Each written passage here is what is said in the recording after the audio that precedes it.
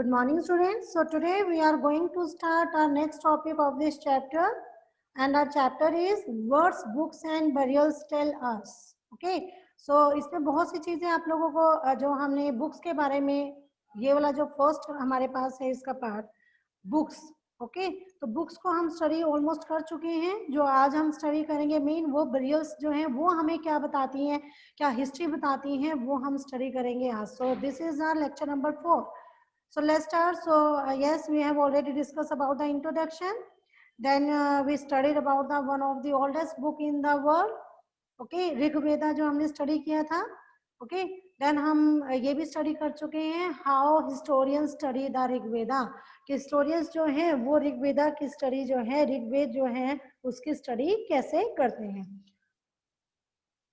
Then हमने ये सब स्टडी कर चुके हैं बच्चे हम लोग. उसके बाद नेक्स्ट जो है हमने ये विश्वामित्रा एंड द रिवर्स, हमने इनके बीच में एक जो क्या था स्टडी किया था विश्वामित्रा एंड रिवर्स की, ये आपस में एक दूसरे के साथ क्या कन्वर्सेशन इनकी चली थी, कैसे क्योंकि हमने ये देखा था कि ऋग्वेदा के अंदर क्या थे, ऑलमोस्ट डायलॉग्स लिखे हुए थे. ठीक है. सो डायलॉग्स लिखे हुए थे, तो डायलॉग के फॉर्म में हमने ये विश्वामित्रा एंड द रिवर्स, इनके बीच में हम लोगों ने जो डिस्कशन हुई थी उस चीज को स्टडी कर चुके हैं हम लोग. Okay. Then after that we studied about the cattle, horses and chariots. ठीक है, चैरियट्स. तो हमने इनकी भी स्टडी की थी, कैटल, हॉर्सेस एंड चैरियट्स के बारे में, कि किस तरीके से उस टाइम पर, मतलब ये स्टडी करके हमें ये पता चला था कि उस टाइम पर कैसे जो जो एनिमल्स होते थे, जो जैसे कैटल्स हैं, हॉर्सेस हैं, ठीक है, इनकी कितनी इंपॉर्टेंस दी जाती थी, ये बहुत वैल्यूएबल समझे जाते थे. तो ये सब हम लोग जो है स्टडी कर चुके थे. ओके. देन उसके बाद हम जो है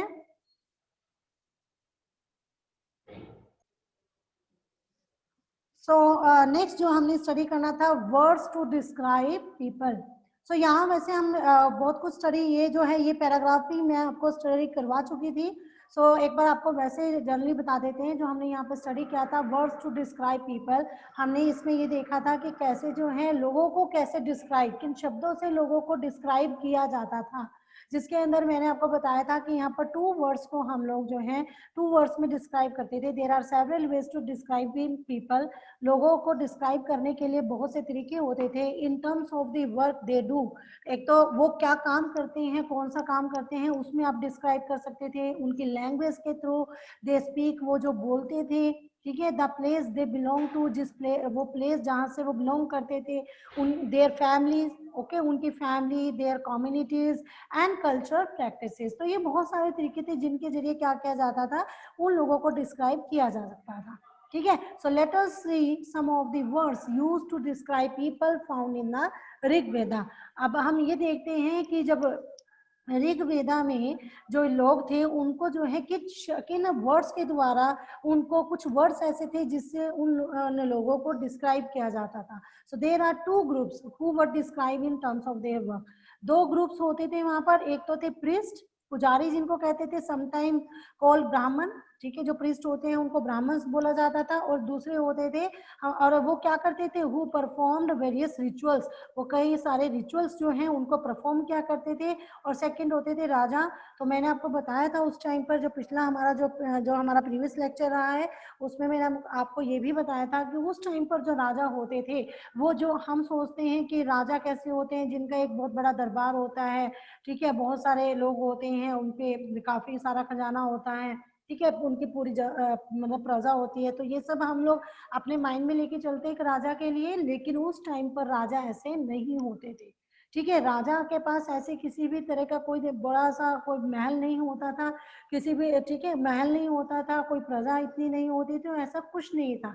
मतलब कि वहां पर आप प्रिस्ट एंड राजा दोनों जो है ना एक ही, मतलब आप ये कहें कि एक ही कैटेगरी के अंदर वो लोग आते थे. तो these rajas were not like the one you will learning about the letter.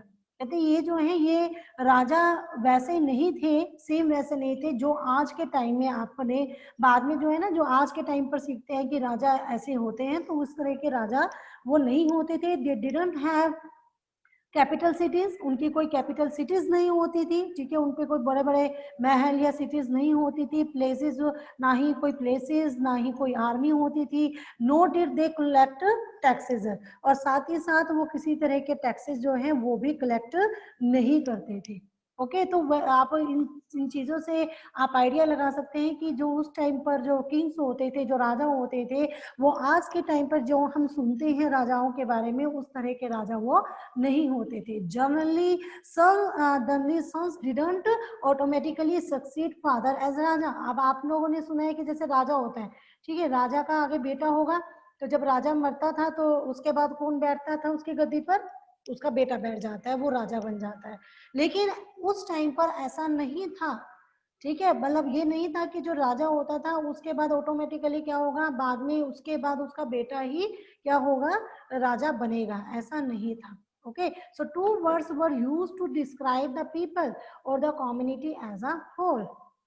तो ये ये दो वर्ड्स आप देख रहे हैं, प्रिस्ट और एक दूसरा कौन है, प्रिस्ट या ब्राह्मण, और दूसरा राजा, ये जो दो वर्ड्स हैं ये क्या करा जाता था, ये the two words were use to describe the people और द कम्युनिटी, ये लोगों को, जनता को, या आप ये कहें कम्युनिटी को एज अ होल, पूरी कम्युनिटी को डिस्क्राइब करने के लिए यूज किया जाता था इन वर्ड्स को, इन टू वर्ड्स को, प्रिस्ट एंड दूसरे कौन है, हमारे राजा। So one was the word jana, और एक और शब्द था जन। आपने कई बार सुना होगा ये जनपद है, जनपद, या इस तरीके से ना, तो जन वर्ड का यूज किया जाता था। So jan which we still use in Hindi, हम हिंदी में इसको अभी तक यूज करते हैं, एंड अदर लैंग्वेजेस में भी यूज करते हैं। And the other was wish, ठीक है, wish. So the word wish, जो कि द वर्ड वेश्या कम्स फ्रॉम विश, ये जो वेश्या वर्ड है ये कहाँ से आया है, इसी विश से आया है। So you will learn more about this in chapter 5। तो अब चैप्टर 5 के अंदर इन जो ये शब्द हैं, ये वर्ड हैं, इनके बारे में आप चैप्टर 5 में डिटेल में स्टडी करेंगे। Okay, so several wish and जना आर मेंशन्ड बाय नेम। अब क्या होता था, कई सारे जो होते थे, मतलब कि आप ये कहें कि सेवरल विश और जन, कई सारे विश और जन, जन जो हैं are mention by name, name के द्वारा उनको मेंशन किया गया था। So we find reference to the Purujana और विश, जैसे हम कह देते थे पुरुजन, विश जन, ठीक है, या हम कहीं ये भारत, भारत जन बोलते हैं, कई बार आप सुनते होंगे हिंदी में भारत जन या भारत विश। अच्छा, यदुजन, यदुविश। ओके, तो इसी तरीके से हम लोग जो है इन शब्दों को जो है आप हिंदी में आप देखोगे, इनका हम यूज करते हैं इन वर्ड्स का, पुरुजन, पुरुविश, भरत जन, भरतविश, यदुजन, यदुविश। तो ऐसे आपको कई सारे वर्ड्स जो हैं वो आपको डिस्क्राइब करते हुए ऋग्वेद में मिलते हैं। सो नेक्स्ट क्या है, sometimes the people who compose the hymns describe themselves as aryas and call their opponents dasas and dasyus। अच्छा, अब मैंने आपको स्टार्टिंग में बताया था कि ये कहा जाता है कि जो ऋग्वेद जो है ये, ठीक है, जो सबसे पुराना जो हमारा ऋग्वेद है, ये वेद जो है ये किसने लिखे थे, ये कहा जाता है कि आर्य जो होते थे, मैंने आपको स्टार्टिंग में बताया था ऋग्वेद के अंदर आर्य के बारे में आपको पता चलता है, ठीक है। तो ये कहा जाता है कि जो आर्यस थे ना, उन्होंने इसको, जो इसके अंदर जितनी भी जो हिम्स लिखी गई थी, वो किनके द्वारा, वो मतलब जिन्होंने इनको डिस्क्राइब किया, जिन्होंने इनको कंपोज किया, वो अपने आप को आर्यास बोलते थे, अपने आप को आर्यास कहलाते थे, ठीक है। एंड जो उनके अपोनेंट होते थे उनको वो क्या बोलते थे, अपोनेंट्स को दासाज या दस्यूज। नाम दासाज देखो, दासाज या दस्यू, जिससे क्या पता चलता है आपको, ये क्या होते थे, दास, जिनको वो दास कहते थे। तो जिन लोगों ने इन हिम्स की को कंपोज किया, वो कभी कभी अपने आप को आर्य कहते थे, और अपने जो उनके अपोनेंट्स होते थे, जो उनके विरोधी होते थे, उनको वो दास या दस्यु कहते थे। एंड दीज वर पीपल, अब ये दस्यु के बारे में बात कर रहे हैं, दस्यु क्या होते थे, ये दास लोग क्या करते थे, these were the people who didn't perform sacrifices. कहते हैं ये जो दस्यु या दास होते थे, ये वो लोग होते थे जिनको सैक्रिफाइस परफॉर्म करना अलाउड नहीं था। सेक्रीफाइसेस आपको बताया है मैंने, क्या होती है सेक्रीफाइसेस? जब हम जो यज्ञ किया जाते हैं, यज्ञ में करते थे तो वो ये कहते थे कि इन यज्ञ के जरिए वो जो है भगवान से इनडायरेक्ट वे से गॉड के साथ जुड़ते हैं, तो उसमें जो सेक्रीफाइसेस होते थे, अनाज डालते थे, घी डालते थे, ठीक है, तो ये सब चीजें जो डालते थे, सेक्रीफाइस करते थे, और इनके जरिए वो गॉड से इनडायरेक्ट वे से कनेक्ट होते थे। तो उस टाइम पर जो ये दास या दस्यु होते थे, इन लोगों को सेक्रीफाइस परफॉर्म करना भी अलाउड नहीं था, and probably spoke different languages, और ज्यादातर ये क्या करते थे, अलग लैंग्वेज बोला करते थे। Later the term dasas and the feminine dasi, मतलब कि जो कोई मतलब मेल हुआ उसको दास बोला जाता था, और जो फीमेल हुई उसको दासी कहा जाता था। केम टू मीन स्लेव, मतलब वो बाद में क्या नाम से आए, वो स्लेव, ठीक है, हमारे पास पीछे आया था स्लेव डेंसिटी, तो स्लेव, उनको स्लेव क्या होते हैं, दास, तो उनको स्लेव आया, ठीक है। सो यहाँ पर ये जो शब्द है इसका मतलब क्या हुआ, हमारे स्लेव यानी गुलाम। So slaves were women, slaves were women and men who were often captured in war। अब ये भी हमने पीछे स्टडी किया था, ये जो स्लेव्स हुआ करते थे, इनको अक्सर कहाँ से, इनको वो लोग कहाँ से पकड़ते थे, इन लोगों को कैप्चर करते थे वॉर से, क्योंकि ये जो राजा होते ये जब युद्ध पर जाते थे तो जब ये वॉर करने जाते थे तो वहां से ये क्या करते थे, मैन या वुमेन जो भी वो जीतते थे तो वो उनको कैप्चर कर लेते थे, पकड़ लेते थे, और उनको फिर एज अ स्लेव यानी दास के रूप में उनसे काम करवाते थे। So they were treated as the property of their owners. तो ये जो कैप्चर किए जाते थे, ये जो लोग होते थे, स्लेव होते थे इनको ये ओनर्स जो होते थे, जो उनके ऊपर जीत हासिल करते थे, ये इनको अपनी प्रॉपर्टी समझते थे और उनको उसी तरीके से ट्रीट करते थे। And who could make them do what ever work they wanted. और ये जो दास होते थे, स्लेव होते थे, जो ये पकड़ कर लाते थे, युद्ध में जीतते थे इनको, इनसे वो जो उनका मन होता था वो काम इनसे करवाया करते थे और इनको करना पड़ता था। So while the Rigveda was being compose in the north west of the subcontinent, there were other developments elsewhere. Let us look at some of these। अब देखिए यहाँ पर जो आपका जो है फर्स्ट, जो इस बुक का फर्स्ट है ना, नाम क्या है, but books and burials tell us. So यहाँ तक आपका फर्स्ट सेगमेंट खत्म होता है, जिसके अंदर हमने पढ़ लिया बुक्स के बारे में, कि जो बुक्स होती हैं वो हमें किस तरीके से, वहां से हमें हिस्ट्री जानने को मिलती है, जिसके अंदर हमने मेन किसके बारे में पढ़ा, ऋग्वेद के बारे में पढ़ा, ठीक है। जो हमारे वेद हैं, 4 वेद हैं, उसमें से ऋग्वेद के बारे में पढ़ा।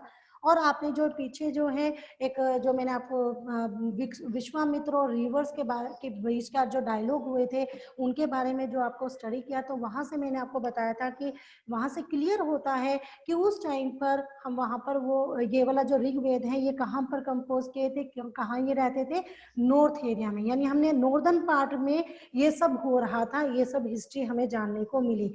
अब इसका जो साउदर्न पार्ट था, साउदर्न पार्ट में मैंने आपको बताया था, साउदर्न पार्ट में जो बरियल्स थे, जो वहाँ के जो कब्रें होती थी, उन कब्रों के जरिए, उन बरियल्स के जरिए जो है हिस्ट्री जानने को मिली, ठीक है। तो साउथ सेम उसी टाइम पर, टाइम पीरियड वही है जिस टाइम पर नॉर्थ के अंदर ये वेद लिखे जा रहे थे, कंपोज किए जा रहे थे, उसी सेम टाइम के ऊपर साउथ के अंदर जो है ये जो बरियल्स थे, ये बरियल साइट थी, इनके जरिए जो है जो स्केल्टन होते थे तो उनके जरिए हिस्ट्री जानी जा रही थी साउथ के अंदर, ठीक है। तो अब हम जो इसका सेकंड पार्ट है बरियल्स, उनकी स्टडी करते हैं। सो यहाँ पर जो है फर्स्ट है silent sentinels, the story of the megaliths. देखिए बच्चे, यहाँ पर जो साइलेंट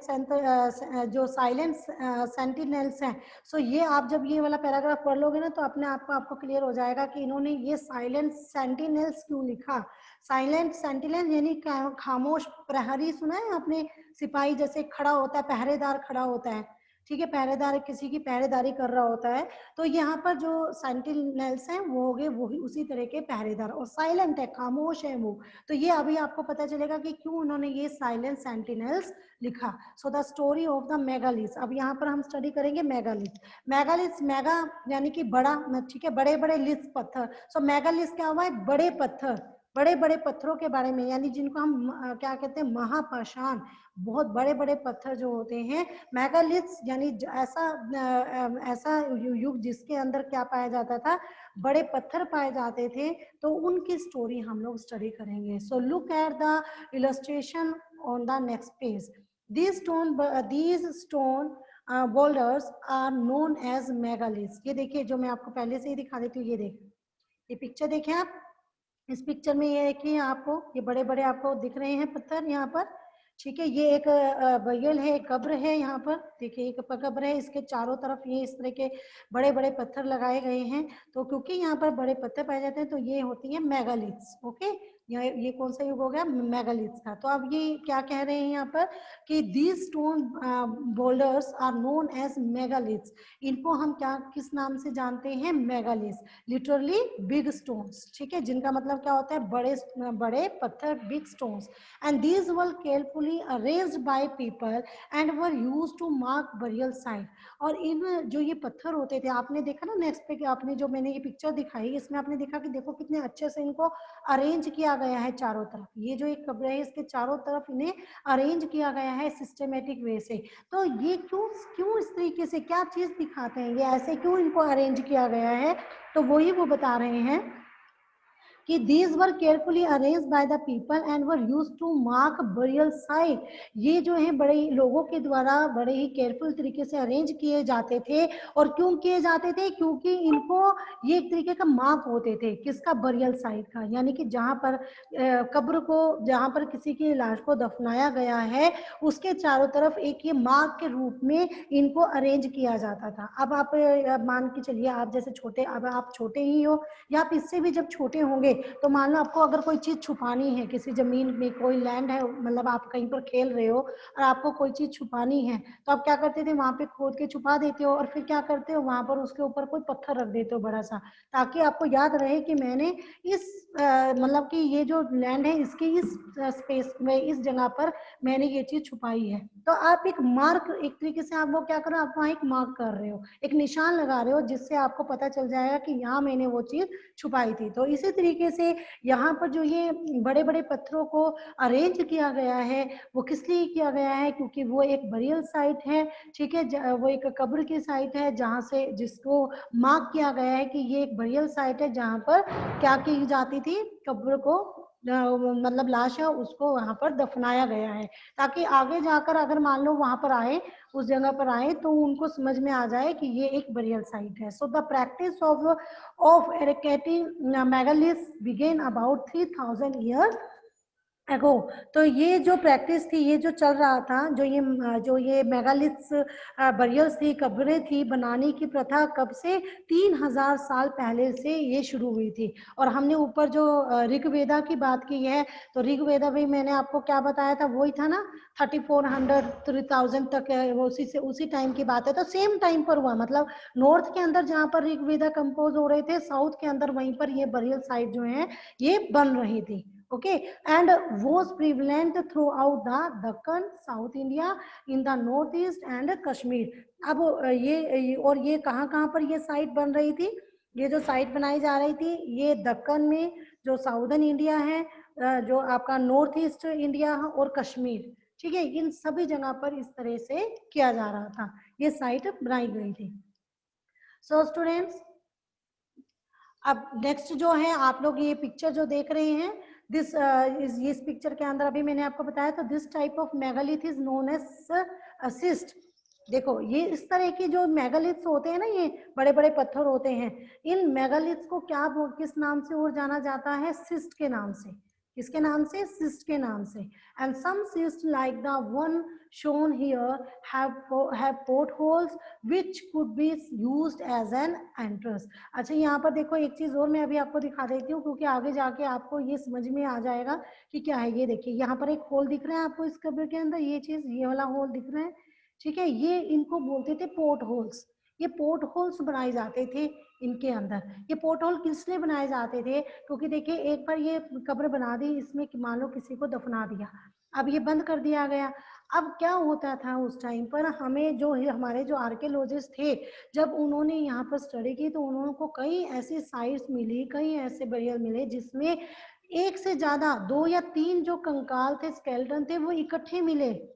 मतलब कि इसका मतलब क्या हुआ कि वहां पर एक कब्र के अंदर खाली सिर्फ एक ही इंसान को नहीं दफनाया जाता था, और उसमें और भी जो है लाशें वो दफनाया करते थे, और शायद वो एक ही फैमिली से हुआ करती थी, फैमिली के हुआ करते थे वो सभी मेंबर। और उन्होंने ये भी देखा कि जो वो उस टाइम पर उन्होंने उनको इकट्ठे 2-2 3-3 स्केलेटन जो इकट्ठे मिले, तो वो एक ही टाइम पर दफनाए गए नहीं थे। कोई मान लो आज दफनाया हुआ है तो कोई 10 साल बाद, कोई 20 साल बाद इस तरीके से दफनाया गया। तो ये हो सकता है कि मान लो किसी के जो है दादा की डेथ हुई, वो उनकी एक साइट बनाई, वहां पर उनको दफना दिया गया। अब मान लो उनका आगे बेटा है, बेटे की मान लो 20 साल बाद या 30 साल बाद डेथ हुई, तो उसी कब्र में, उसी साइट पर, उसी कब्र में उनको भी दफनाया जाता था। फिर आगे उनके बेटे, तो ऐसे जनरेशन टू जनरेशन उनको उसी कब्र में दफनाया जाता था। अब क्या होता था, तो अब एक ही कब्र में उनको दफना रहे हैं, तो बार बार कब्र कोई ना खोदेंगे, तो वो क्या करते थे, इस तरह के पोर्ट होल बनाया करते थे। ठीक है, तो इन पोर्ट होल के जरिए क्या होता था, अब ऊपर से कब्र को खोदने की जरूरत नहीं होती थी, इन होल के जरिए उनको जो है इसमें दफना दिया जाता था। क्लियर है? तो आगे जो हमारे पास आएगा एक स्टैंजा है आगे, जिसमें अब मैंने आपको वो स्टैंजा क्लियर कर दिया है। इस पिक्चर से आपको क्लियर हो गया होगा, ये पोर्ट होल है, और इन्हीं पोर्ट होल के जरिए जो है उनको इस कब्र में दफना दिया जाता था, जो एक ही फैमिली के मेंबर्स हुआ करते थे। ऐसा माना जा रहा है कि ऐसा उन्होंने माना कि शायद वो एक ही फैमिली के लोग थे, इसीलिए उनको क्या किया गया, एक ही साइड पर, एक ही कब्र में उनको दफनाया जाता होगा। शायद उनका ऐसा कोई रिचुअल्स रहा होगा या सिस्टम बनाया होगा उन्होंने। So students, some important megalithic sites are shown on map 2 page number 13। Page number 13 पे आप मैप 2 के अंदर देख सकते हैं कुछ एक मेगालिथिक साइट्स वहां पर इम्पोर्टेंट दिखाई गई हैं। While some megaliths can be seen on the surface. अच्छा, कई मेगालिथ जो है वो कहाँ पर, कई मेगालिथ जो हैं वो मतलब आपने ना कहीं पर देखा होगा, आपको कई सारे पिक्चर्स आप देख सकते हैं कहीं पर, तो देखो ये जो मेगालिथ है, अब यहाँ पर देखा कि चारों तरफ क्या क्या गया, अरेंज किया गया है, पत्थर लगा दिए गए चारों तरफ लाइन में। अच्छा, कई ऐसी भी होती हैं, कई ऐसे बरील होते हैं जहां पर सिर्फ एक सिंगल बड़ा सा पत्थर रखा होता है। ऐसा भी होता था कि एक सिंगल पत्थर रख दिया जाता था, क्योंकि सिर्फ एक मार्क के लिए होता था, ये एक साइन होता था जो ये बताता था यहाँ कोई बरियल साइट है। ओके, सो यहाँ पर while some megaliths can be seen on the surface, अब वो ये कहते हैं कि कई बार क्या होता था, एक अकेला पत्थर, जैसे अकेला पत्थर जो है वो आपको यहाँ पर मिल जाता था। सो एक तो ये लाइन में आप देख लो, इस पेज के अंदर लाइन में लगा दी गई है, और other megaliths are open underground, और कई मेगालिथ्स ऐसी होती थी जो अंडरग्राउंड होती थी, कई मेगालिथ तो आपको क्या होते थे, सरफेस के ऊपर ही देखने को मिल जाती थी। ठीक है, ऊपर ही लगा दिए पत्थर, और कई होते थे आपको अंडरग्राउंड भी मिलते थे आपको कई बड़े बड़े पत्थर बरियल्स में। And some time archaeologist find a circle stone boulder और अ सिंगल लार्ज स्टोन, और कई बार आर्कियोलॉजिस्ट को कई ऐसी भी साइट मिली हैं जहां पर क्या होता था, एक सर्कल में स्टोन लगाए गए हैं जैसा कि आप इस पिक्चर के अंदर देख रहे हैं, और कई बार उनको एक सिंगल स्टोन भी, एक सिंगल लार्ज स्टोन भी ग्राउंड के ऊपर रखा हुआ मिलता था। So these are the only indications, ये केवल किसको दिखाते थे, these are the only indication that there are burial beneath. तो ये सिर्फ किस चीज को इंडिकेट करते थे, ये सिर्फ ये दिखाते थे, बताते थे कि ये जो जमीन है इसके नीचे कब्र है। ठीक है, इसके नीचे बरियल्स है, कब्र है, ये इस चीज को इंडिकेट करता था। Okay, so next, all these burials have some common features, ये जो जितने भी ये सभी बरियल्स थे इनकी कुछ कॉमन फीचर्स हैं। So generally the dead were buried with distinctive ports which are called black and red ware. Also found are tools and weapons of iron and sometimes skeletons of the horse equipment and ornaments of the stone and the gold. अब बच्चे क्या है यहाँ पर कि आपके पास ये student, सो आप क्या होता है, कई बार जो बरियल्स होते हैं ना आपको देखने को मिलते होंगे, वो ये कहते हैं कि जब आर्कियोलॉजिस्ट ने ये बरियल साइट्स को खोदा और उसमें देखा तो उन्होंने वो बड़े हैरान हुए। उनको ना क्या होता था, उनको इन स्केलेटन के साथ कई बार उनको ना पोर्ट्स मिलते थे, ब्लैक एंड रेड वेयर्स, मतलब, और साथ ही कई बार उनको आयरन के वेपन्स मिले, हथियार रखे हुए मिलते थे, टूल्स मिले, हॉर्सेस के स्केलेटन भी मिले। ठीक है। और हॉर्सेस के कई इक्विपमेंट भी मिले, ऑर्नामेंट्स भी मिले, सोना चांदी के भी, सोना भी मिला, चांदी भी मिला, स्टोन्स के ऑर्नामेंट्स मिले। तो तो उन्होंने ये आइडिया लगाया कि शायद उस टाइम पर लोग जो हैं वो ये सोचते होंगे कि मरने के बाद भी एक लाइफ होती है, मरने के बाद भी एक लाइफ है, और उस लाइफ में उनको जो वो अपनों को दफना रहे हैं वहां पर उनको मरने के बाद जो लाइफ है उनके अंदर ये हॉर्सेस या इस तरह के जो ऑर्नामेंट्स हैं, सोना चांदी, ये सब उनके काम आएंगे। और कहीं तो ऐसा होता था खाने पीने की चीजें भी रखते थे, उसके भी उनको रिमेन्स मिले हैं। तो इसीलिए वो यहाँ पर कहते हैं कि जब उन्होंने ये इनमें कॉमन फीचर इन बरियल्स की ये थी कि जब इन्हें खोदा गया तो यहाँ पर उनको अलग अलग तरह के पोर्ट्स मिले, खास किस्म के पोर्ट्स, मिट्टी के बर्तन जो हैं वो बर्तन जो हैं वो उनके साथ दफनाए गए थे, जिनमें काले और लाल मिट्टी के बर्तन थे। ठीक है, उनको और साथ ही इसके साथ साथ उनको और क्या मिला, उनको आयरन के क्या मिले, वेपन्स मिले। अच्छा, एक चीज हो रहा है यहाँ पर, आयरन के वेपन्स लिखा है। ठीक है, आयरन के वेपन्स का मतलब क्या हुआ? अब क्या ये जो पिछला वाला जो हमने इंडिस जो था इंडो वैली सिविलाइजेशन देखी, तो वहां पर हमने जो पढ़ा था वहां पर कौन से थे, वहां पर ब्रोंज था ना, वहां आयरन तो नहीं था, ब्रोंज का यूज होता था। तो इट मीन्स कि इस टाइम पर, मतलब इनके टाइम पीरियड में आयरन का यूज किया जाने लगा था। या आयरन कहाँ कब आया? इनके टाइम पर 3400 नियर अबाउट, आप आज के टाइम से कह लें या उस टाइम पर 1600 के उस पर ये आयरन के वेपन्स उनका यूज किया जाता था, तो ये भी उनको मिले हैं। इसके साथ साथ उनको लोहे के औजार और हथियार, घोड़ों के कंकाल, ठीक है, हॉर्सेस जो थे उनके स्केल्टन भी मिले, और हॉर्सेस के इक्विपमेंट भी मिले हैं, ऑर्नामेंट्स, स्टोन के ऑर्नामेंट्स मिले, गोल्ड के। आप यहाँ पर देखो कुछ पिक्चर्स दिख रही हैं, ये देखिए, ये घोड़े के कुछ एक जो है आपको इक्विपमेंट्स मिलेंगे। अच्छा, ये एक्सिस जो है, ठीक है, ये मिला उनको। इस तरह का एक ये जो कटार होती है, ठीक है, इसको कटार बोलते हैं, ये इस तरह की चीजें मिली हैं। तो इस तरह से कुल्हाड़ी या हॉर्स के इक्विपमेंट्स, तो ये सब चीजें उनको उन बरियल साइट से मिली। Okay, student. So next is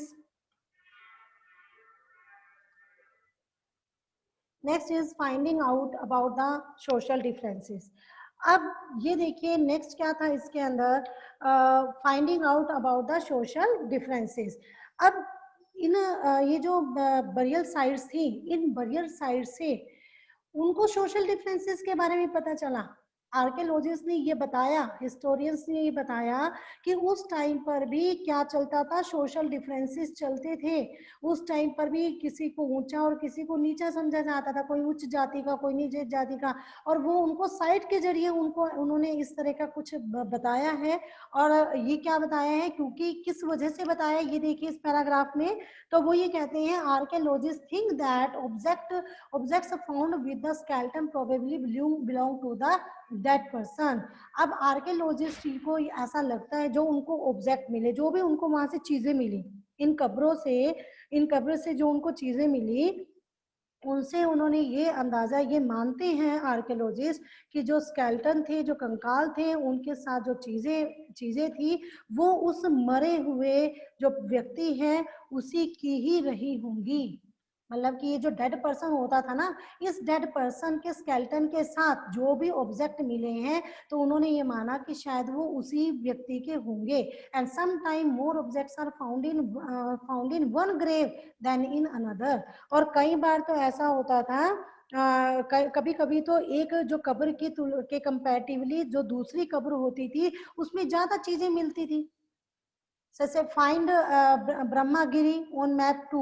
अगर आप मैप 2 पेज नंबर 13 पर मैप, ये देखो, ये दिया हुआ है, ठीक है।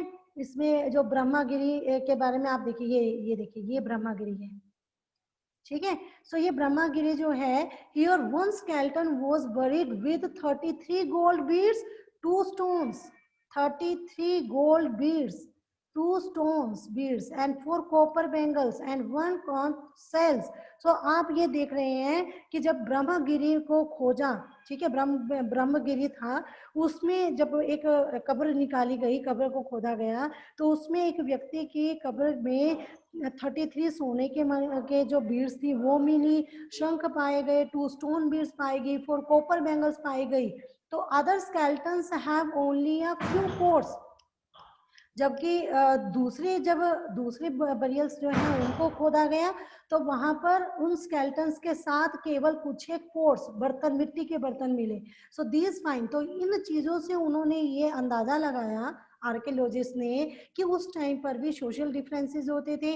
मतलब जो अमीर होता था उसकी कब्र के साथ ये सब चीजें, सोना चांदी है और चीजें ये उनके साथ दफनाई जाती थी, और जो गरीब इंसान होता था उसके पास जो चीज होती थी वो दफना दी जाती थी. जैसे हमने कहा कि दूसरी वाले के साथ केवल कुछ एक मिट्टी के बर्तन मिले दूसरी कब्र में. So these yes, so these find suggest that there was some differences in status amongst the people who were buried. तो वहां पर भी क्या होता था, लोगों के बीच में स्टेटस में डिफरेंसेस होते थे. एंड सम वर रिच, उनमें से कुछ अमीर होते थे और दूसरे अदर्स पुअर, और दूसरे गरीब होते थे. अच्छा, कुछ ऐसे होते होंगे सम चीफ, कुछ उसमें चीफ भी होते होंगे और दूसरे उनके फॉलोवर्स होते थे. तो इस तरीके से सोशल डिफरेंसेस जो है वो भी वहां पर पाया जाता था. Okay student, so I think yes, so I think it's enough now. So that's all for today. Have a good day.